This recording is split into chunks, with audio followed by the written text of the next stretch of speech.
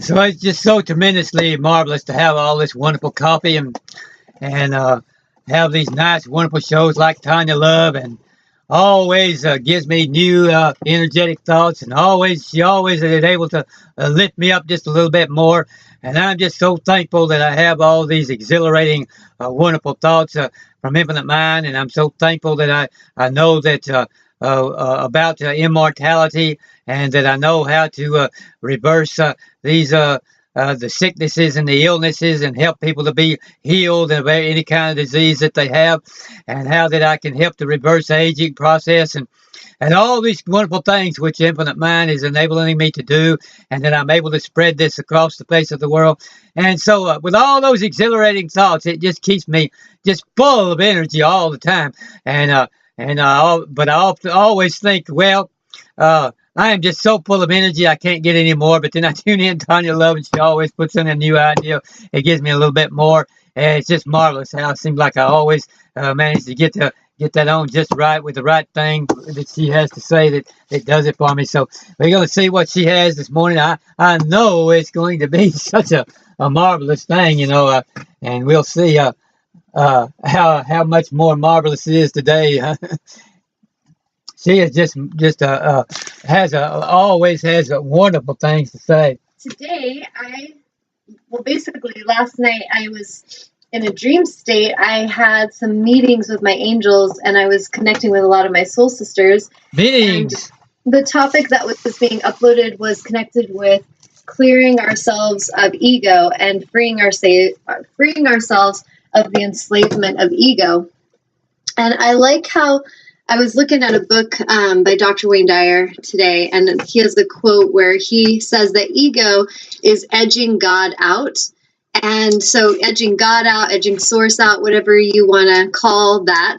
But ego is really, in essence, where you have a part of yourself that is in fear or in separation, and it edges out your divine alignment. It tries to convince you that you don't have what you need, that you're not enough, or that you are better or worse than others. It's always connected to separation and lack. And so today, I just feel very drawn to connect with each of you on how do we free ourselves of the enslavement of ego, and what does that even mean? Like, what is ego?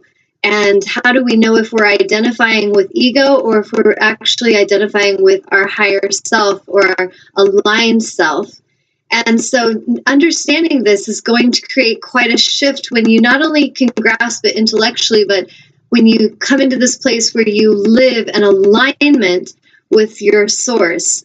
And so when you're in that vibrational alignment with source, you manifest easily. You draw to you all that you need. You live in a greater state of trust and ease and grace.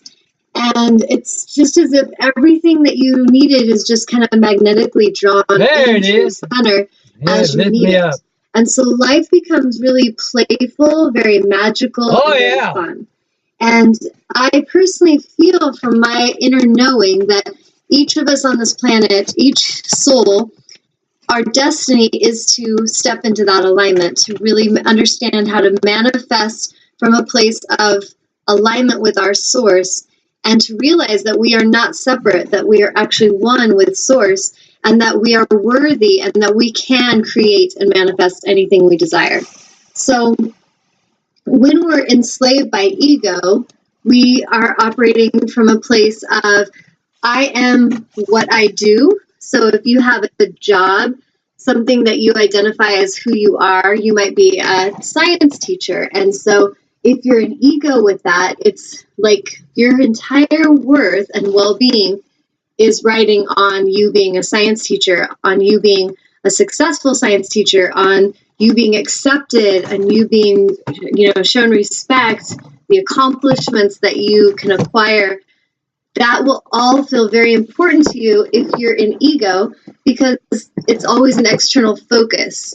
If you're in your alignment with your source and you're still a science teacher, you will allow everything to come through you. Your teaching will be more easy, more graceful, more playful, and you'll open yourself even to higher information that will help you evolve beyond what you can just read or be taught. And so being in alignment is so important for us no matter what our job is. If we're a banker, if we're a mother, a father, if we're a teacher, a doctor, it doesn't matter. But when we're in ego with any of those things, we get into a place of lack and separation, and we get to play this inferiority, superiority game. So no matter what is going on in your life, you're always competing and comparing with others around you. You're always internally criticizing self or judging self compared to someone else. And vibrationally, it will cause you a lot of suffering. And in fact, if you're in that place and you're around others and behaving in that way, you can create suffering for them as well. You will create disruption in your connections. Instead of create beautiful, loving connections, they will be coming from fear and separation and lack and jealousy, competition. And so as each of us can understand how to free ourselves from that enslavement, because it's been very taught in our culture to, compete, compare from birth. Like you see children when they're very little, they're playing soccer and they're taught to win and to work harder, and you're the best and you got to be better than them. You got to run faster. Oh, you got better grades. Oh, you'll get into that school. You'll be better than they are. When you're in sports, the team's got to kill the other team and slay them and destroy them. And there's all these things that we see as very normal that are actually very dysfunctional, and they're very vibrationally unsettling as far as living in alignment. So when we're in our alignment with our source, we can be happy for everyone, and we can have healthy competition, meaning we do our best and we can let others do their best, and we can celebrate our own awareness and our own growth. But there's no need to be dominant over others. There's no need to slay them or destroy them. And so this will help so much in our lives so that we can have more joy, more peace, more sense of purpose, and joy will come from that alignment. So if I, as a teacher, say being a yoga teacher, I was just teaching a yoga training today. Exactly So right. if I'm a yoga teacher and I show up and I'm insecure and I'm in ego and I'm not feeling confident, then I will come in and I can be very disrupting to my students because I'm competing with them. I'm trying to be better than them. I'm trying to make them feel inferior to me. This may make me feel temporarily on top, like I'm on a pedestal, but big picture, I'm always working to stay on that pedestal because I'm afraid someone's going to knock me off. So it really doesn't encourage love and genuine connections. It just encourages more competition. And ego is always wanting to take you places where you're in fear, because it's all about lack and separation. It's not about unity and connection. So if I'm a yoga teacher and I enter into the classroom in a state of grace and presence, and I'm here in my confidence, in my center, how may I serve is my focus, then I am not looking inward at self and worrying about what I look like. I'm externally focused on how may I serve these that are in front of me, these humans that have come to me today. And in the state of grace and presence, I'll allow Source to channel through me and guide me perfectly. And the humans that are drawn in that moment will feel very loved. They'll feel connected with. There will be a sense of unity. And this can be very beautiful and an amazing space for healing and for co-creation. So if we can look at that and how am I living my life? So each of you listening, if you can start to be really honest with your self-inquiry and tuning in to what's going on inside of me, how am I feeling today? Am I feeling insecure? Why? What's going on there? What's triggering my ego? And do I choose to focus on the ego and give it more energy? If the mind's going, oh, who do you think you are? You're not as good as them. Do I feed that? Or do I catch it and go, whoa, that's my ego voice. I've been familiar with this before. I'm going to choose to come over here, take a breath, connect with my intuition. I am just as good as anyone. I am just as worthy. I am capable. That coffee just makes you feel like that. I am present, and I am here in my full love and light. Source, channel through me, teach through me, speak through me. How may I serve?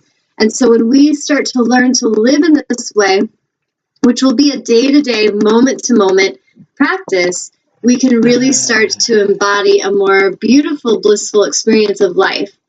When we wake up in the morning in ego, we jump out of bed. Oh, I'm going to be late. Oh, I got to get there. I got to kill that guy. I got to beat him in the sales and get more sales than him, or whatever it is. We're driven externally. We're always seeking something out there, chasing the carrot.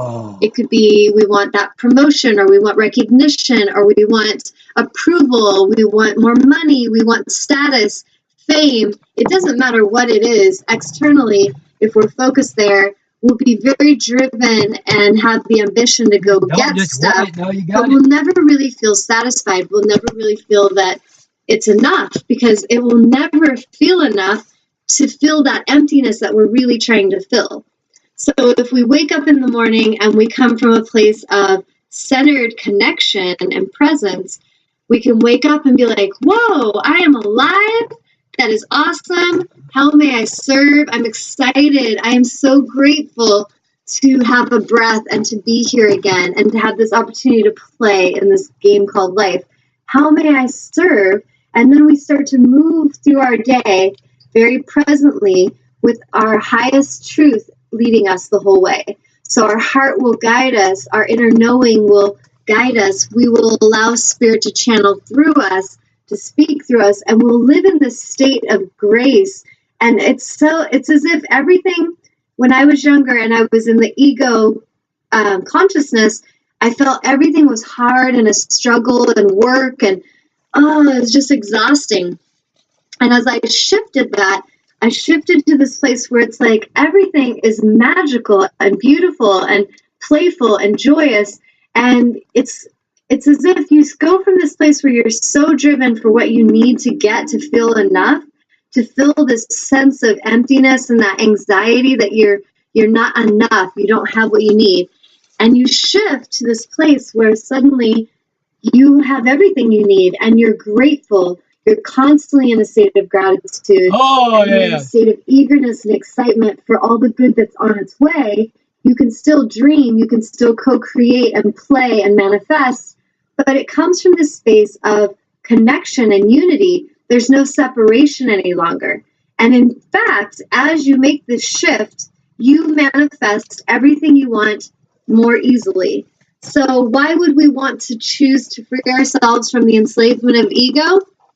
Well, because it's going to give you everything you truly want. It's going to help you realize you already are enough. You already are worthy. You already are capable.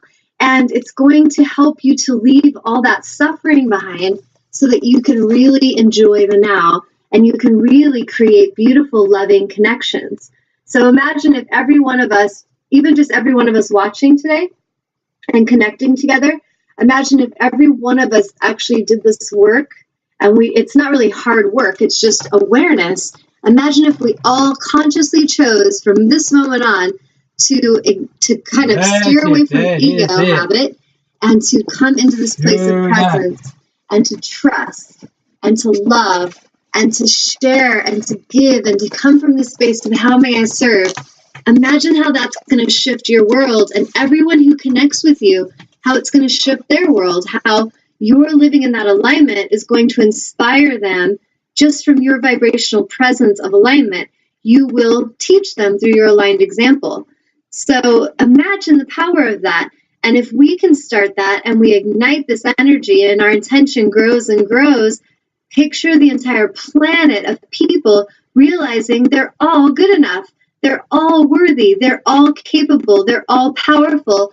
And there will be a shift for our collective consciousness where we'll no longer be celebrating victimization or celebrating slaying others and hurting them. Everything will begin to shift where we will really want the best for our fellow man and for our animals and our nature and all the things around us. We will honor and show reverence for everything in our life when we're in that state of grace and that state of presence. And so imagine the difference on the planet where right now we can see the collective is very focused on ego and competition. And look what it's doing. Look at what that consciousness has created on this planet for a long time. A lot of war, a lot of destruction, a lot of enslavement and a lot of suffering. And we each are here